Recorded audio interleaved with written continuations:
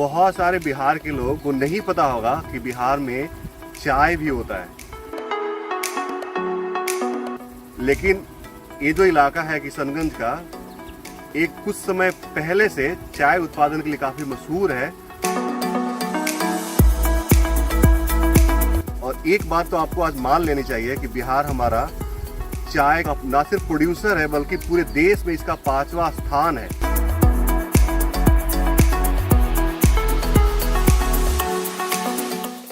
नमस्ते, प्रणाम। Back to farming agriculture tour of Bihar के दौरान हम लोग हैं किशनगंज में, और आपको जो पीछे बहुत सारा चाय का बागान दिख रहा है वो किशनगंज का ही है। बहुत सारे बिहार के लोग को नहीं पता होगा कि बिहार में चाय भी होता है। लेकिन ये जो इलाका है किशनगंज का, एक कुछ समय पहले से चाय उत्पादन के लिए काफ़ी मशहूर है। और ये जो पहचान मिला किशनगंज को चाय के उत्पादन में, उस पहचान को दिलाने वाली फैमिली, उसके काफ़ी इनोवेटिव युवा सदस्य हमारे साथ हैं, तो उनसे बात करेंगे। और एक बात तो आपको आज मान लेनी चाहिए कि बिहार हमारा चाय का न सिर्फ प्रोड्यूसर है बल्कि पूरे देश में इसका 5वां स्थान है। तो आपके बिहार में भी चाय होता है, और इस चाय की होने की जो पीछे की इंटरेस्टिंग कहानी है वो हम जानेंगे सर से। सर, आपका बहुत बहुत स्वागत है और आपसे बहुत अच्छा लगा मिलके, काफ़ी यूथ है। ये जो चाय का बागान का कॉन्सेप्ट है किशनगंज में, ये आपके फादर ने 1992 में लाया, तो कैसे उनके माइंड में आइडिया आया ये जो इतना बड़ा क्रांतिकारी कदम जिसने किशनगंज को एक पहचान दे दी पूरी दुनिया में, तो उसके पीछे की जो स्टोरी है, सबसे पहले अपने पहचान को बताते हुए उसको बताइए। देखिए, एक बात कहना चाहूँगा, जैसा आप जानते हैं कि हमारे पास में ही दार्जिलिंग डिस्ट्रिक्ट पड़ती है, और ये जो बंगाल का इलाका है, यहाँ पे बहुत बड़े पैमाने पर चाय की खेती होती है। तो 1992 का जो एक समय था, उस समय हमारे पिताजी के मन में चिंतन आया, जब वो वहाँ ट्रैवल करते थे तो उन्होंने देखा इतने बड़े बड़े एस्टेट जो सिलीगुड़ी में हो सकते हैं, तो उससे कुछ ही दूरी में हमारा ये किशनगंज का ज़िला है। और किशनगंज के ज़िले में हमने देखा कि बहुत ही बड़े स्तर पर ज़मीनें बंजर पड़ी हुई थी, जहाँ पे किसी भी प्रकार की कोई भी खेती नहीं हो रही थी। तो उनके जहन में एक बात आई कि जो चाय के बागान होते हैं वो प्राय बड़े पैमाने पर किए जाते हैं, तो अगर चाय की खेती की जाए तो इतनी जो बंजर ज़मीन पड़ी है बिहार में, उसका उपयोग आ सकेगा और एक बड़े गार्डन को डेवलप किया जा सकेगा। बिल्कुल। सर के फादर ने डिसीजन लिया। सर, आप काइंडली फादर का अपना नाम बता दीजिए। जी, मेरे पिताजी का नाम श्री राजकरण दफ्तरी हुआ। ओके, तो राजकरण दफ्तरी जी ने 1992 में इस बागान को लगाने की शुरुआत की। आइडियाज़ क्या थे उसके पीछे आपने सुना। सर, अभी फ़िलहाल जैसा हमारे पास डेटा है, तकरीबन 8000 किसान इसको कर रहे हैं। तो उस समय जब आपके फादर सबसे फर्स्ट टाइम इसको लगाए, तो लगाने का क्या प्रोसेस था, कहाँ से सब प्लांट्स मंगाए गए, क्या क्या कुछ किया गया, उसके बारे में बताइए दर्शकों को। देखिए, अगर मैं उनकी कहानी की बात करूं तो उनकी कहानी बहुत ही संघर्षों से भरी रही। 1992 में जो उन्होंने इसकी शुरुआत की, शुरू के प्रारंभिक 3-4 वर्षों में कहा जाए तो किस मतलब एक असफलताएं, संघर्ष का दौर रहा। लोगों ने कहा कहीं बिहार में चाय की खेती हो सकती है क्या। बिल्कुल, मतलब माइंडसेट बदलने का जो बिल्कुल आउट ऑफ द बॉक्स चीज़ें होती है, वो ऐसा करने का प्रयास कर रहे थे। तो थोड़ा सा बताइए कहाँ से प्लांट्स वगैरह मंगाया गया था। देखिए, हमारे निकटवर्ती एरिया, जैसा कि मैंने आपको बताया कि सिलीगुड़ी और दार्जिलिंग का जो इलाका है जहाँ बड़े पैमाने पर चाय की खेती होती है, वहाँ से हमने इसको सोर्स करने का प्रयास किया। एक चीज़ है कि चाय की जो पत्तियाँ होती है उनको एक बार हम जो तोड़ लेते हैं, उसके 4 घंटे के अंदर उसको प्रोसेसिंग यूनिट में पहुँचाना ज़रूरी होता है। तो आसपास के इलाकों में बड़े पैमाने पर चाय की खेती और प्रोसेसिंग यूनिट हुआ करती थी। तो निकटवर्ती इलाकों से हम लोगों ने सहयोग लेने की कोशिश की। यहाँ पर संघर्ष भी आए। लोगों का एक एसोसिएशन है कि पहाड़ी इलाकों में चाय की खेती होती है, लेकिन जब उन्होंने इसके अंदर डीपली रिसर्च किया, अपने जीवन के 4-5 साल इसमें लगाए, तो उनको ये लगा कि नहीं, बिहार में भी अगर मेहनत की जाए तो हम आगे बढ़ सकते हैं, चाय की खेती कर सकते हैं। तो उन्होंने वहाँ से उनको सहयोग प्राप्त हुआ।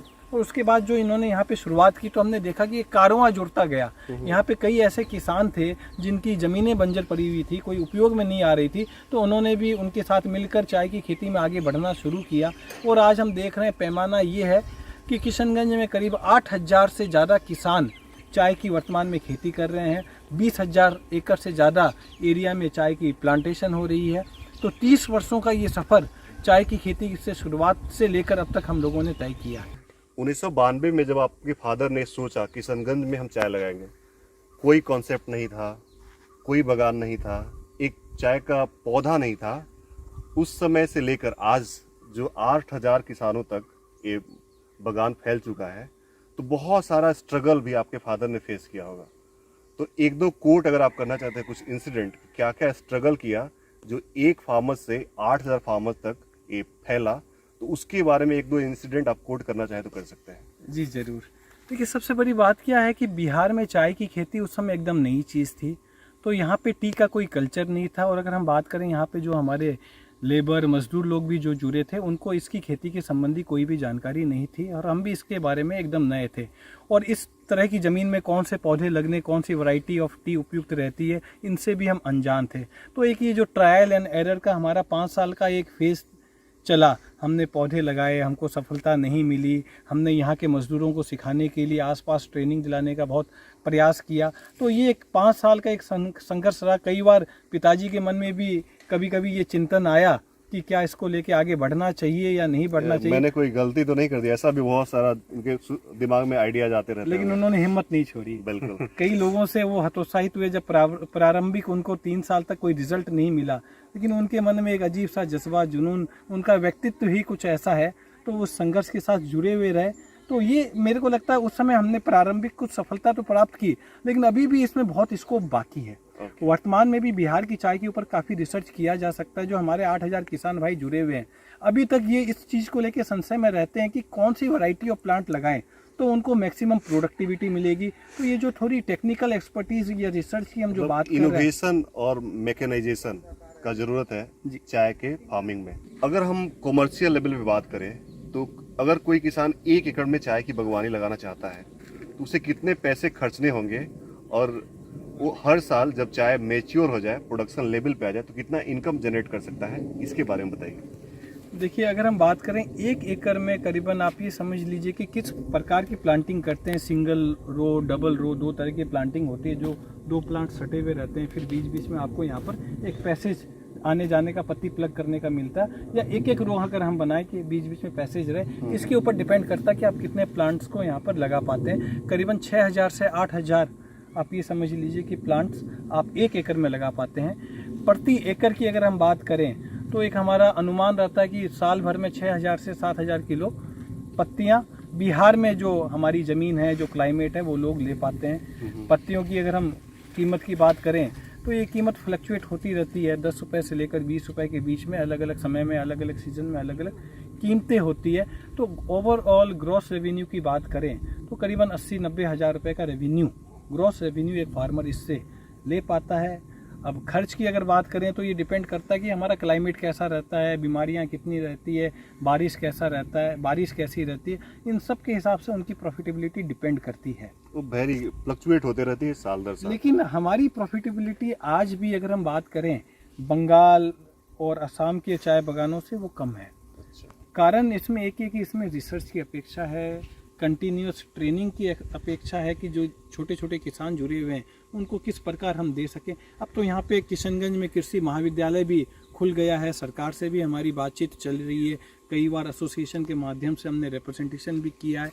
अगर यहाँ पे रिसर्च का कार्य शुरू हो जाए और फार्मर्स को कंटिन्यू ट्रेनिंग दी जाए तो निश्चित रूप से चाय की एरिया भी बढ़ेगी और उनकी जो कमाई है वो भी बढ़ने के पूरे आसार। सर, ये जो चाय का लाइफ साइकिल होता है, इसका कैसे स्टार्टिंग होता है और जब तक हमारे कप में आता है, तो उसके बीच का जो भी प्रोसेस होता है, थोड़ा उसके बारे में फोकस कीजिए। देखिए, सबसे पहली बात तो मैं बताना चाहूँगा, चाय का जो है कि हम पौधा देख रहे हैं, इस एक चाय के पौधे की जो आयु होती है वो 90 से लेकर 100 वर्ष के बीच में होती है। मतलब एक बार बागान लगाने के बाद ये 100 साल तक आपको प्रोडक्शन देंगे? जी। ओके। अब दूसरे आपके मन में एक बात आ रही है कि क्या 100 साल तक इन पौधों की जो हाइट है वो इतनी ही रहती है? नहीं तो 100 साल में तो हम उम्मीद करते हैं कि पौधे इतने बड़े बड़े हो जाएं, तो निश्चित रूप से चाय के पौधे भी इतनी ग्रोथ ले सकते हैं। लेकिन अगर हम कमर्शियल पॉइंट ऑफ व्यू से देखें, जो चाय की प्लकिंग पॉइंट ऑफ व्यू या प्रोडक्टिविटी के हिसाब से देखें, तो ये एक हाइट है जो हम लोगों को चाय में मेंटेन करनी पड़ती है। साल में 10 महीने तक हम टी की प्लकिंग करते हैं और दिसंबर एंड से लेकर फरवरी मिड, जो ठंड का समय होता है, जब पत्तियों की ग्रोथ कम होती है, तब हम इनकी कटिंग करके इनको मेंटेनेंस करते हैं। तो अगर हम बात करें, जो आपने कहा कि हम 10 महीने तक इसका उत्पादन ले पाते हैं एक साल में, और 90 वर्ष तक इसकी 90 से 100 वर्ष तक इसकी आयु होती है। सर की जो सबसे बड़ी क्वालिटी है वो क्वालिटी है एंटरप्रेन्योर की। ये अपने ना सिर्फ प्रोडक्शन करते हैं चाय का, बल्कि उसको ब्रांडिंग करते हैं और मार्केटिंग भी करते हैं। तो तीनों लेवल पे ये अपने काम को कर रहे हैं और बहुत ही अच्छे तरीके से कर रहे हैं। तो सर आपका जो ये 3 अनुभव है, प्रोडक्शन का, मार्केटिंग का और प्रोसेसिंग का, ये बहुत ही विलक्षण चीज़ है, सब लोग नहीं कर पाता है। तो कैसे आप इन तीनों चीज़ों को मैनेज कर रहे हैं, वो भी एक बिल्कुल ही नई कॉमोडिटी के साथ जो किशनगंज में आपने पहली बार लाया, तो कैसे मैनेज करते हैं सब तीनों सेक्टर को? देखिए, एक सबसे पहली बात अगर मैं बताना चाहूँ कि हमारे पिताजी जिन्होंने चाय की खेती की शुरुआत की थी, इन्होंने कभी भी इसको एक व्यापार के रूप में नहीं देखा। इन्होंने इसे एक पैशन के रूप में डेवलप किया, और उनका हमेशा से एक ये सोच रही कि किशनगंज को एक पहचान देनी है और बिहार की चाय को एक पहचान देनी है। जब हम पहचान देने की बात करते हैं, तो जब तक हम अल्टीमेट कंज्यूमर्स तक पहुंचने का प्रयास नहीं करेंगे और इन्हीं पत्तियों को बनाते हुए हम दूसरे, जो हम कहेंगे कि हमारे निकटवर्ती राज्य हैं जहाँ पे बहुत लंबे समय से चाय की खेती और प्रोसेसिंग वगैरह होती है, उनको मार्केटिंग के लिए दे देंगे, तो बिहार की चाय कभी भी अपनी पहचान नहीं पा पाएगी। इसी उद्देश्य से हम लोगों ने राजबारी नाम का एक ब्रांड डेवलप किया, और आपको बताते हुए बहुत खुशी हो रही है कि अब राजबारी एक ब्रांड जो है वर्तमान में अमेज़ॉन, फ्लिपकार्ट में भी अवेलेबल है। Central police canteen all over India हम लोगों की सप्लाई होती है। तो आज की तारीख में ये बहुत बड़ा ब्रांड बन चुका है। बिल्कुल। अब बात यही है कि बिहार की जो चाय है, हाँ, निश्चित रूप से एक कई चीज़ें समय के काल और समय की गति के साथ होती है। बिहार की चाय के रूप में एक पहचान बनना और बिहार की चाय की पहचान बनना, इसमें अभी भी कई कदम हमको आगे चलना बाकी है। ओके, तो आप निरंतर कोशिश कर रहे हैं तो पहचान बनेगी। हमको लगता है कि जिस तरह से आपने चाय की खेती की शुरुआत की, ये ब्रांडिंग वाले सेक्टर में आप पहले ही व्यक्ति होंगे बिहार से। जी। अच्छा, तो अभी तक हम लोग ने जाना चाय की खेती, चाय की प्रोसेसिंग, चाय की मार्केटिंग, फ्यूचर प्लान्स क्या क्या है, क्योंकि ये बिल्कुल आपके इलाके का चीज़ है और आपने इसको बिहार में लाया है। तो बिहार को लेकर, चाय को लेकर आपके जो फ्यूचर प्लानिंग है उसके बारे में बताइए। देखिए, सबसे बड़ी बात है कि हमने अपना विज़न पहले ही बताया कि पिताजी का जो विज़न है, जो आज हमारी पूरी फैमिली का भी विज़न है, हम बिहार की चाय को एक पहचान देना चाहते हैं। आज 1992 में जो एक सफ़र शुरू हुआ, तो हमने इतना बड़ा सफ़र तय किया कि आज बिहार पूरे भारत में 5वें नंबर पर चाय उत्पादक राज्य बन चुका है। और जैसा कि मैंने बताया, 8000 से ज़्यादा किसान इससे जुड़े हुए हैं। अब अगला जो आप कह रहे हैं वैल्यू एडिशन, जिसके ऊपर सरकार का भी फोकस है, अब समय आ गया है कि हम वैल्यू एडिशन की तरफ आगे बढ़ें। इसी उद्देश्य से अभी हमने एक स्टार्टअप भी शुरू किया है, जिसमें पूरे बिहार के जो चाय वाले हैं, जिनका 20% चाय की जो टोटल खपत होती है टी स्टॉल की, उनकी 20% खपत होती है। तो हमने राजबारी मित्र की तरफ से एक नया स्टार्टअप शुरू किया, जिसमें अभी प्रारंभिक स्तर पे हमने 500 चाय वालों को जोड़ा है। दूसरा, अभी हम बिहार में जितने भी रेलवे स्टेशन हैं, वहाँ पर हम अपने चाय के काउंटर, इसी के तहत आज बताना चाहूँगा, आज ही किशनगंज के रेलवे स्टेशन में हमने चाय के काउंटर का शुभारंभ किया है। अच्छा। तो अब पहला हमारा उद्देश्य रहेगा इसको आगे ले जाने के लिए, बिहार की चाय को बिहार में हम कैसे पहचान दिला पाएं। और इसमें सिर्फ हमारी भूमिका नहीं रहेगी, इसमें तो मैं कहूँगा हर एक बिहारी व्यक्ति की भूमिका रहेगी। जब तक हर एक बिहार की प्याली में बिहार की चाय नहीं जाए, तब तक हमारा ये सपना अधूरा ही रहेगा। मतलब अगर इस चाय को लोकल से ग्लोबल बनाना होगा, तो जो हमारे सुबह की चाय की चुस्कियाँ होती है, उसकी शुरुआत किशनगंज के चाय के बगानों से हो, तब मज़ा आ जाएगा। और तब हमारा जो बिहार का ये चाय है, ये लोकल से ग्लोबल हो जाएगा। सर, अभी जो इतना मनोरम दृश्य दिख रहा है, आपने जो इतना स्ट्रगल किया, स्ट्रगल करने के बाद आपको सफलता मिली, आप प्रोसेसिंग करते हैं, मार्केटिंग करते हैं, आपके फ्यूचर प्लान्स है, तो ये जो पूरा का पूरा प्रक्रिया है, किशनगंज में अभी ये किस तरह से बढ़ रहा है और आने वाले समय में किस लेवल तक जा सकता है आपके हिसाब से, और इसमें सोसाइटी और गवर्नमेंट का क्या रोल हो सकता है, तो आखिरी कंक्लूजन के रूप में इसको आप बताइए। देखिए, सबसे पहली बात तो मैं ये कहना चाहूँगा, 1997 में टी बोर्ड ऑफ इंडिया के द्वारा एक सर्वे किया गया था। उस सर्वे के दौरान उन्होंने ये पाया कि किशनगंज के साथ साथ पूर्णिया, कटिहार और अररिया की एरिया को भी टी प्लांटेशन के लिए मतलब उपयुक्त पाया उन्होंने। दो डिस्ट्रिक्ट और ऐड कर सकते हैं। अभी तो हम एक जिले के सिर्फ 3 ब्लॉक में हैं, ओके। हम 3 जिले और ऐड कर सकते हैं जहां पोटेंशियल की बात करते हैं। हम पोटेंशियल की बात करते हैं तो वर्तमान में भी बिहार में जितनी चाय हो रही है 11 टी प्रोसेसिंग यूनिट है, पर जितनी पत्तियां हो रही है सारी पत्तियां हमारे निकटवर्ती बंगाल में जा रही है। ये सरकार के आंकड़ों में, सरकार के पास भी ये आंकड़े हैं। वर्तमान में 50 चाय की फैक्ट्री और यहाँ पर बैठ सकती है अगर बिहार में उत्पादित जितनी भी चाय की पत्तियां हैं वो वहाँ पे प्रोसेस की जाए। तो अगर हम पोटेंशियल की बात करते हैं तो मतलब इट्स एंडलेस। मैं तो ये कहना चाहूँगा कि अगर सही तरीके से इसको हम एक्सप्लोर करें तो हम पश्चिम बंगाल से भी आगे निकल सकते हैं। बहुत बढ़िया।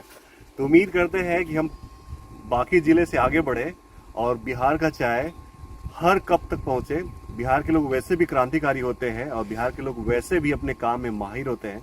तो सर आपको बहुत शुभकामनाएं हैं हमारी तरफ से। आप बहुत तरक्की कीजिए और आपके साथ बिहार का चाय तरक्की करे।